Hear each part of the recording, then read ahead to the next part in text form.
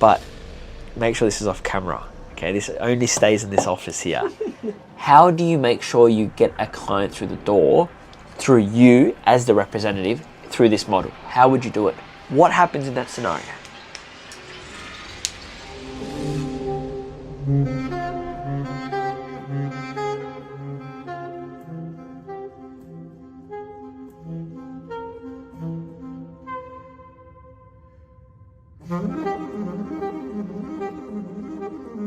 We landed in Melbourne, surprisingly to some pretty decent weather, unexpectedly. You might be asking yourself, Alan, what are you doing on a bus? I refuse to pay $190 on an Uber to the hotel. I don't care how much money you make, it's ludicrous. So instead, we are enjoying being on a bus. You enjoying yourself, Nick?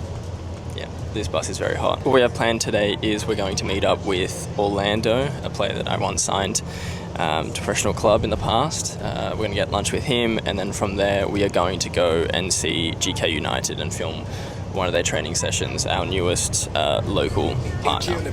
So many questions, who do I ask? Where do I go from here? What are you smoking? Ain't no average girl, my one top tier.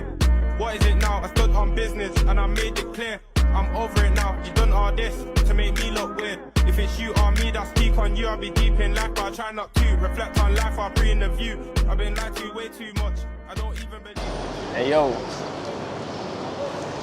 Oh. What's up? How you doing, boy? Yeah, good, yourself? Good. So what, it'd be to play wherever, like 3rd, 4th division or higher, and then just do your online studies? Yeah, do whatever I want to do. That sounds better. That sounds better to me. Yeah, like everything was a lot closer, but I almost feel like I liked Avila for the fact that it wasn't that at the same time. It was almost so calm, it was peaceful. Like, you know, training for Torahan and stuff, you're rushing to the train and you gotta be there on the dot, and then it's a half an hour train. If the train's delayed, you're fucked kind of thing. Whereas Avila, it's like, I know the walk takes me 25, half an hour, just leave 25, half an hour before. Like, nothing's gonna change when I get to training. And I knew my route, and sometimes I'll stop at stores or whatever, and I feel like I got more interaction with Spanish people in Avila. Whereas Madrid, it was like you could go anywhere and speak English and they'd know. Whereas Avila was way more authentic. Like, felt like I was really in that space where I was gonna make some, if you know, not only football experience but also life experience as well. How's life working with different Asians? Look, got me into where I wanted to get to. Don't get me wrong, I was playing great football, but there was no secondary help. Like, I went 2, 3, 4 weeks training there. You know, coach giving me a little bit of feedback and getting feedback from the boys, but agent wasn't giving me much. Am I in the squad? Am I not in the squad? So that's obviously somewhere where elite football's way better in the fact that it's not only you that I can talk to, but it's also I can talk to Juan, Maurice. Like, sometimes I think people think that within elite football because there's more people, you know, they're not professional enough, or they're not all up to the standard that you or Maurice is. And I highly disagree with that, because you've picked them for a reason, you've trained them, they haven't just gone into it. You know, I know some of them have been waiting like a year or two just to actually start being support agents. And so once they're there and you have them as a contact, use them, because they're great, they get back to you quick. I mean, be honest. One replies to you way better than that. Yeah, 100%. 100%. 100%. One, he's But at the same time, I can tell you Chuang Huang, because I call him and it sounds like I'm talking to you. I get exactly where you're coming from, Orlando. I completely understand it, you know. Like, it's copy, like, no disrespect to him. Great guy, fucking love him. But fuck, man, literally. Like, it's that bullshit of, let me agree with you first, so you think I'm on your level, and let me tell you what I actually think, so that you shut up. Him replying was great. It was rapid. Yeah. Any so issues. Going on, I'll reply. No, I get it. But like, you know, Juan or Nico or Leo or Aaron, it's like their whole job is just to know exactly where every player is, what's going on, whatever. So it's like they're going to be able to give you way more feedback or have more time to actually nurture, you know? I think a lot of people undermine how much goes on in the business. Oh yeah. especially behind the scenes. You know, people just think it's taking care of players and clubs. It's not. You know, there's so many other aspects that need to go into creating a good agency where you can help the players you've already got, but then get more. Like, there's not many agencies out there in Australia at this level that are actively going and pursuing more players. Some of them are just, you know, they get a tip-off from a mate, or they get a tip-off from a team that they know that's really good, and they go and watch one player. But you guys are actively, you know, making events, giving these players exposures, and that comes at a cost. Oh, actually, yes. Could I please get a small white, please? Small spot. Nick, coffee? No, my. Nick, coffee? Who's your agent? Shut the fuck up, you're in Melbourne. Rock, paper, scissors. Don't. Alright, rock, paper, scissors. Let's go. I'm all done. Let's go. Come on. Don't. You're a twat.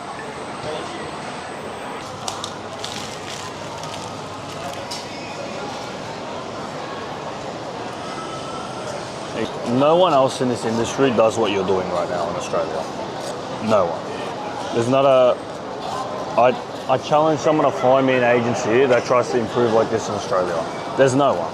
For football, there's literally, like, for the past 3 years, when I think football agencies in Australia, I think you guys. Like, yeah, there's agents, but having an agent that gets you overseas and having an agency that gets you overseas is very different. May I have a seat available? Aye. Yo, you way too bad, I need that back. Short and sweet like an Insta back. Horski stalking my face, gon' repost that on the Insta tag. Got more kicks than bros, or horses switching hoes. I got switch my clothes. She closed up, so open more.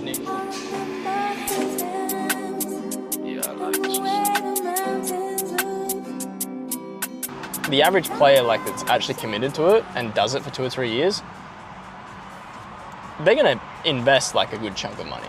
You know what I mean? And so then I thought, well, like, some of those players could be eligible.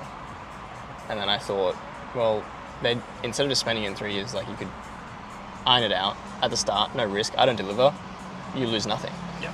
It almost sounds too good to be true in that sense. But then when I hit it, it's like, if I hit it, it's a win-win because I'm gonna win just on the brand publicity of promoting you. They'll know, like, because if you're the biggest thing is the fact, like, in your mind, it's like, this guy's made the effort to come down and watch my kid. Like, he's not bullshitting this around. Like, he's not just putting this as a money grab. Like, and then they'll think about the fact that you're taking on all the risk. Like, they'll go, no, he's genuinely gonna really try and get it. Send me your All ESPN my account, L's, they please. come with a V. Aye, yo, she and I fuck my ex. Got unsexy red in a V. No show getting her feelings. If I put on some R&B, if I put on that Gen I was broke thinking about Heathrow. When I take a flight, don't post. No.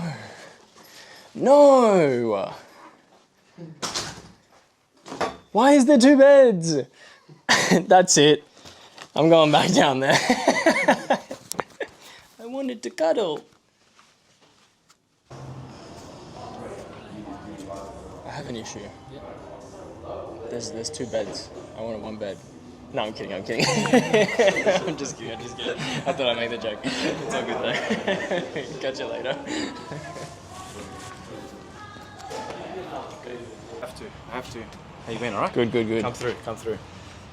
And they use, obviously, the main pitch is right in front here. Yep.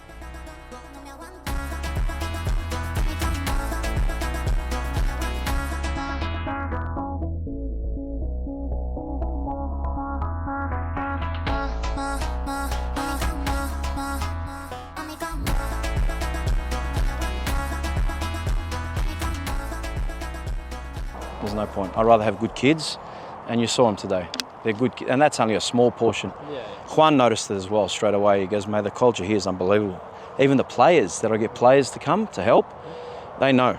I set the boundaries, I set the rules, they know what to expect. So they come here with respect. They don't come here showing, that they think they're the best. I had one kid dribble past the keeper. I don't mind this in play, but when you do it like this to ridicule the keeper as well, I don't tolerate it. He went past him, he stopped, turned around and went bang like that in the session that we're doing. I blew the whistle, I said, come here. I said, do you think if you went to a higher team, Melbourne City or Victory here in Australia, and you did that, you think they'll applaud that? they'll grab you and kick you out, mate. It was an eye-opener, and it was an eye-opener to the professional world. I had a second bite at it when I went to Greece, and that I saw the dirty side of football, the politics, the reasons why footballers don't become footballers is not just on the pitch, it's all the other stuff. So this is something that, if you don't know about it, how are you supposed to protect yourself and defend yourself against that? There's no way. There's not many people doing what you guys do, and I commend you on what you're doing. Well done. All right, so we just wrapped up with GK United, which is good. I'm really excited about the partnership that we've got going on. I think these flights need to fuck off. No, but I think what we're doing here with the local partners and, you know, expanding across Australia and really actually giving value to these local partners, not only are we going to be helping them as much as possible, they're obviously helping us, but we're mainly focusing on helping these kids, right? We're targeting more players to have that pathway, right? And I think Sam said it perfectly in his video. So now Nick and I are going to enjoy some food. We're going to have a quick shower because it is stinking hot, have a little cuddle, and then tomorrow morning we're going to go see Yusuf at Yes Academy, which is our second local partner that we're signing up with. Good. Very good. One of my competitors' logos, jackets. What do you think? I swear to God, I was like, unbelievable. You wait until you see what happens there. What's there? Same thing, what I do when I want coaching, but he coaches a 7-year-old or a 10-year-old together with a 17-year-old. Right? And just watch the kind of training he does. Now, because he's got numbers today, it may look good. It may. But I'll give you a scenario. There's sometimes he's got skipping ropes out and he's making him skip from one side of the pitch to the other just to pass time. So then, so now we're literally chill. Alright, so we're not really rushing into anything. The session will be an hour. What else I was going to say to you? Where are you staying? Waverley. Glen Waverley? Yeah. Ah, it's not bad. It's not far at all. No. I mean, everywhere in Melbourne's 25, 30 minute drive. Doesn't matter where you're going, but yeah, it's fine. It's far, man. Some places are far. Yeah, I mean, it's 25 minutes to get here. Yeah. And then Uber stuffed me out. I was gonna, had to cancel the Uber because he was just taking, it was so long. Yeah, it's hard at the start of the morning. That's why I made sure I check on you, bro. You're funny as. But no. That's right. There's a guy who landed yesterday from America who's actually Spanish. Oh, jokes. Yeah, and I've never met him before, so I don't know what he's gonna be like. So I put on the group. I was like, "You better be fucking good." Yeah. And he goes, "He's better than you." I said, "I don't care. I'm retired." So it should be alright. I hopped out so quick, then I raised my blick and I don't miss. I let off 2 shots, I hit them in this shit, now Bonte quick. What you finna do, cause this gon' make the news, gotta make your move. Told that bitch get in, cause she looking confused, I broke the rule. Cause this bitch a witness, plus I just popped through, but she ain't crying. And this hoe is smiling, plus this bitch look cute, so we slide out. I'm checking my mirrors, made it to the house, told her I hop out. Not hungry, I not back, no doubt. Let's go. I think it's important because it's actually difficult for anyone, let alone in Australia alone, to be able to have somebody vouch for you. I think that's the critical part here, to be able to have somebody represent them in a very professional manner. And I think that's what EFA does for the players who go to Europe. What we need to do now? We're just waiting on my lawyer, Yusuf, who's also the academy we just signed with, because I need some lawyer advice. As always sort of need some advice. I'm going to ask him about a few things I've got planned, and then jet to the airport, back home, and sleep. I'm just such a hustler. Well, I wasn't sure if it was in here. No idea. How are you? Good. Welcome. It's a mess. Alright, Nico. Which one's yours? Just straight ahead. Oh, okay. Come on, Well, you go first. how you guys going? Good. Welcome to the home, the home ground. This is my calming lava lamp, just in case I feel a bit too stressed. So. That's hard work. That's real hard work. I had to work in soccer gear because I had to quickly change. Well, I mean, you're gonna come see this. Had you just? I literally ordered it from IKEA, built it here, and put it straight in that corner. Can you even? And my colleagues were laughing, and now they put their stuff in Yeah, there. yeah. Won't people just see you getting changed in here though? No, because as soon as I open that door, it's completely blocked. Oh right, you're in the corner. Yeah. Gotcha. Like. Because we're very fair. We're very fair. Okay. So like, if it's someone we represented for over 10 years, we would look after them. Yeah. Obviously. As an example, right?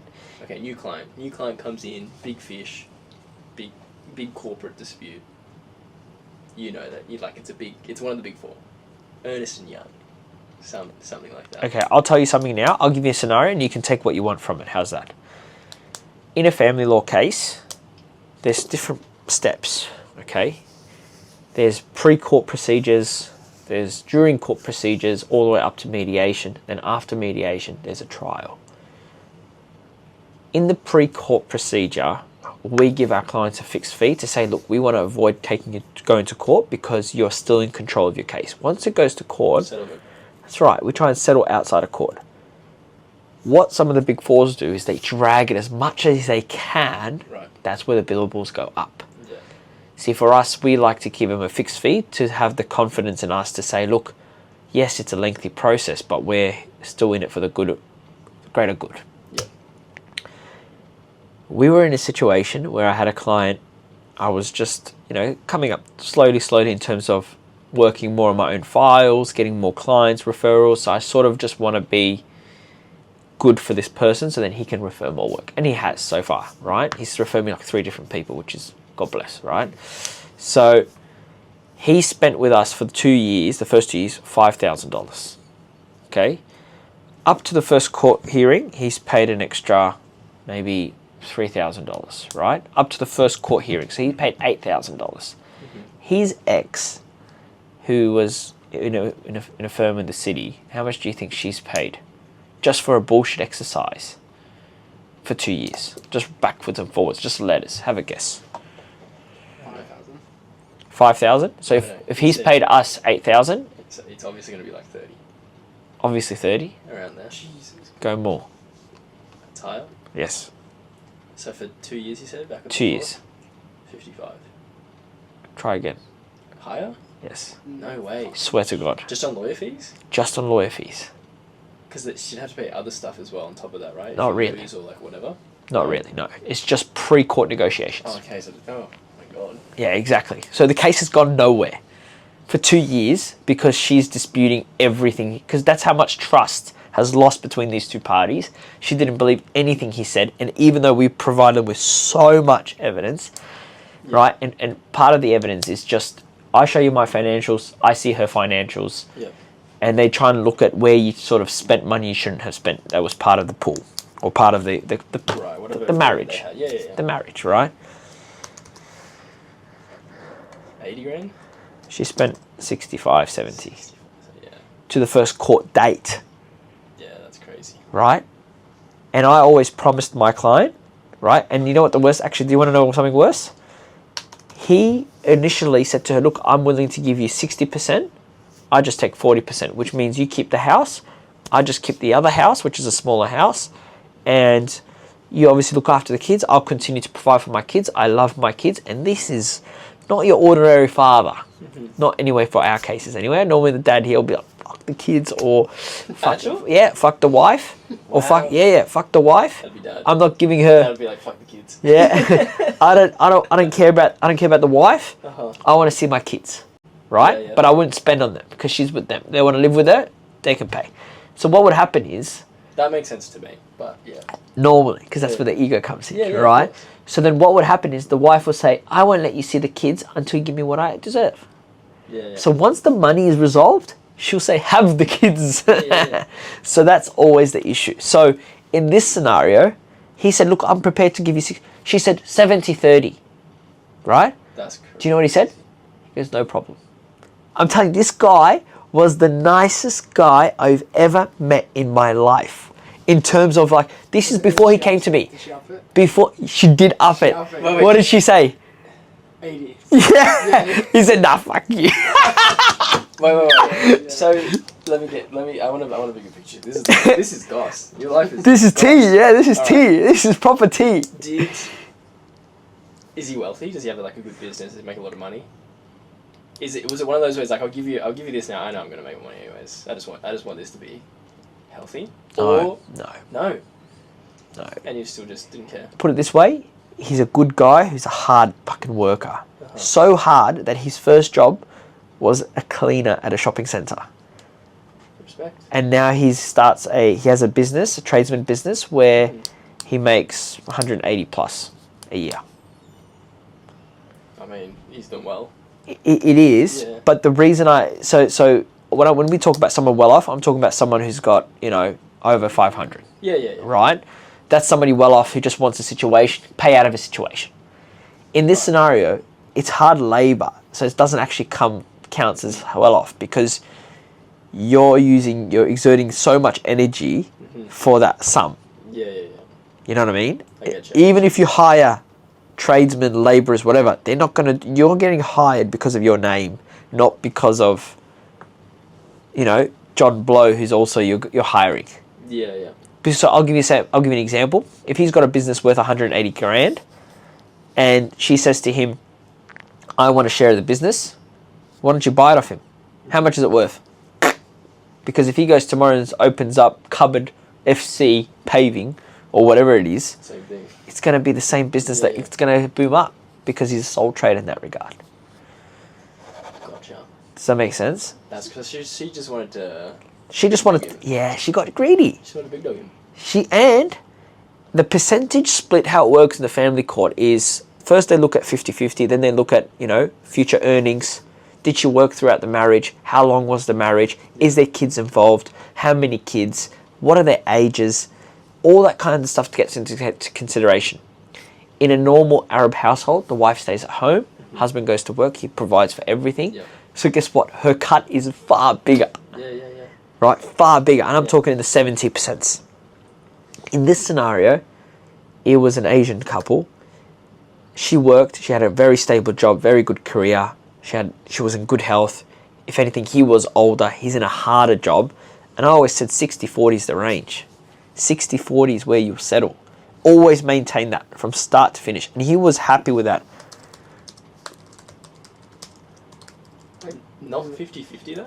No, because the kids are young and live with her. Right. Right? She's a bit extra. Correct. And earning capacity. So she's on 100 grand, he's on 200 grand. Doesn't he have to pay monthly for the kids as well? Child support, but then you can come into a child support agreement, which you don't have to then go to child support agency and say, look, I'm always going to pay for the kids half their fees, half this, half that. It's much better. I got tea actually on this. Similar situation I had. Before you tell me. Go. We went to mediation, we got the 60-40. Yeah. She tried to complain. Her barrister that she had there, we didn't have barristers to save our clients some money. Yeah. Even went against her client and said, listen, fucking stop acting like a dumb bitch, right? Up to mediation, how much did she pay? That's the last thing I'm going to say, and then you can tell me your story. So up to mediation. Which was one more court event and mediation. This is taking away the 65 grand. No, including the 65. Just take the 65 inclusive. Well, I don't know. I'll add an extra 15 grand on that. 100k altogether? More. No fucking way. Shot. $165,000. No, that's crazy. She's burned that just to chase a little bit more. That's exactly That's right. crazy. That's exactly People so. are so greedy. Not just that. Can I just tell you something? It may not just be the client's fault. It could also be the lawyer who's sitting there saying, "We'll get you the best thing. Yeah. We'll go for every dollar." Egging, yeah. And she'll sit there going, Yeah. could happen. And then you just milk them for everything. I get it. Game's the game. That's right. So that's why I feel bad for some people who get burnt by lawyers, because the trust in lawyers then it's gone very quickly. Do lawyers have a bad name, like say agents do? Because I feel like I always have to overdo it. Do you Yeah. have to overdo it as well? Overdo it in what sense? Like make people feel really comfortable, be super transparent, like, yeah? I feel like that comes naturally though. We tell them, you say it, but that will come naturally over due course. Let's say if I meet a person the second time, you'll know definitely this person is genuine or not genuine. Because they will remember the conversation you had last time. You will remember the concerns they raised last time. You would tell them, you would follow up with them on the concerns they had and say, look, I'll chase this up and see how can I fix this for you? And you'd actually give them an answer. That shows from itself that somebody's genuine, honest, and actually willing to work for you. If you fail to do those things and then you end up having the same conversation you did on the first time around, guess what happens? They don't trust you. Yep. Even though they themselves forgot. So that's why I take all my file notes very seriously. These are all my close cases. Yusuf, how old are you? Yeah, 29. Unk. I'll take it. Very old school. I'm close, but I used to have these all over my desk. Yeah, I only use that if it's mid-serious. Yeah. Mid-serious. Even low-level shit. No, you need to change that. I promise you. Maybe. You have to. Maybe. It's too messy. Especially for the team and everything. When I got these phone call, the first thing he said, Yui, I need a lawyer.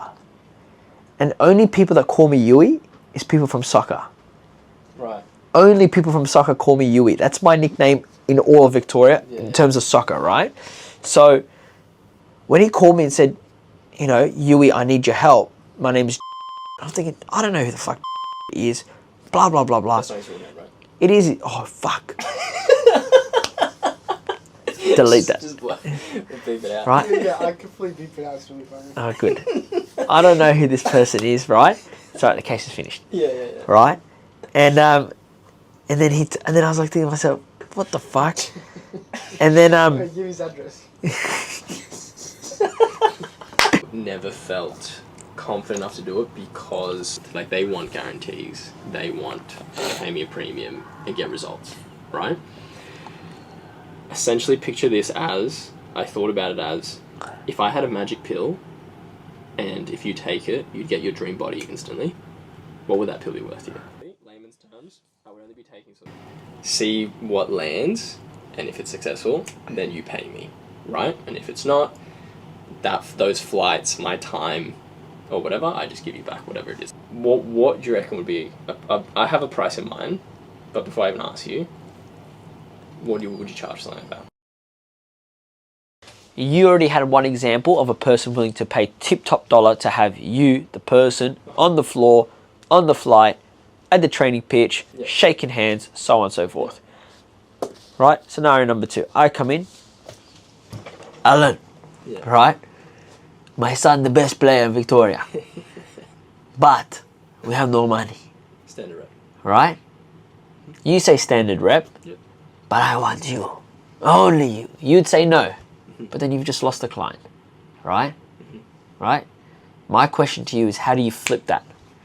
How do you make sure you get a client through the door through you as the representative through this model? How would you do it? This is what's going to happen. You're going to get a... Take that out. You're going to get a client who's going to come and say to you, when you get my signed in overseas, whatever they pay him, you take. Yeah. Make club pay you. That's proper football. I know. I play. Yeah. I play. What you know? You know nothing. What happens in that scenario? This lady called you, happy as fuck, paying $8,999 and so excited to meet Alan. Yeah. Right? Don't put that face. Sorry. No, I'm kidding. It sounds bad, doesn't it? Right? It's more towards her, not you. Yeah. Right? And she gets to meet Alan, but not just that. He personally takes my child from Australia to Spain to make sure he gets what he... Your risk goes from here straight down to zero. Expectation straight down here because you're known for this anyway. That's a decision you have to make. Whatever I say, almost every time, whatever I say to my clients, they will pay. Not because I can rip them off or whatever it is. It's because I know what I say I'm going to do. And they trust that. They trust that. Even if shit goes wrong, they still trust the fact that I'm handling their case. What I'm saying to you is, drawn out, in a sense where